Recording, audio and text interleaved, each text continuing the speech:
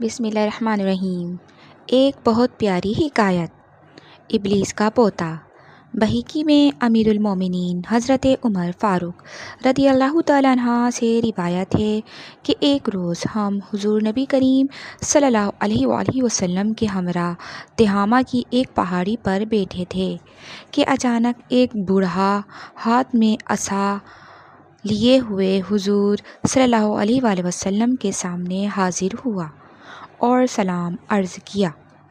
حضور نبی کریم صلی اللہ علیہ وآلہ وسلم نے جواب دیا اور فرمایا، اس کی آواز جنوں کی سی ہے۔ پھر آپ نے اس سے دریافت کیا کہ تو کون ہے؟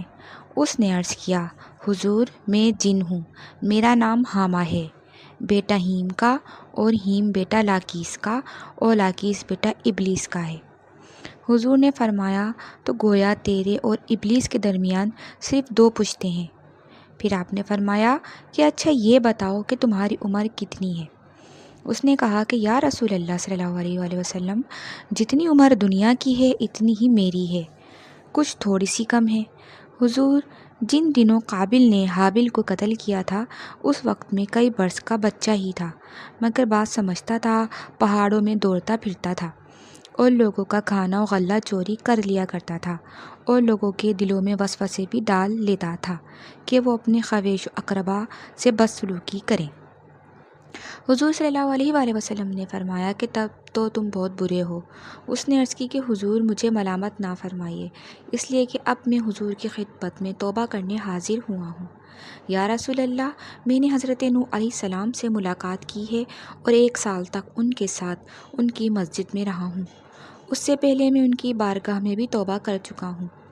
حضرت ہود، حضرت یعقوب اور حضرت یوسف علیہ السلام کی صحبتوں میں بھی رہ چکا ہوں اور ان سے توریت بھی سیکھی ہے، اور ان کا سلام حضرت عیسیٰ علیہ السلام کو پہنچایا تھا۔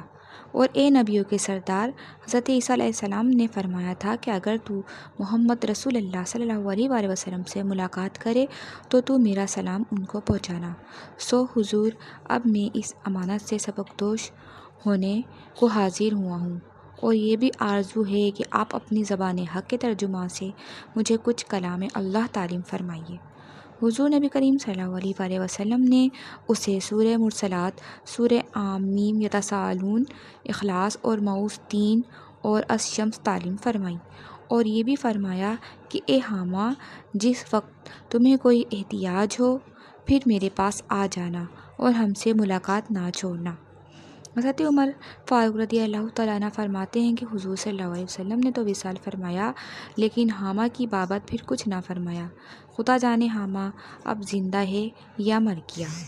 حضور نبی کریم صلی اللہ علیہ وآلہ وسلم رسول الثقلین اور رسول الکل ہیں، اور آپ کی بارگاہ عالیہ جن و انس کی مرجع ہے۔ سبحان اللہ۔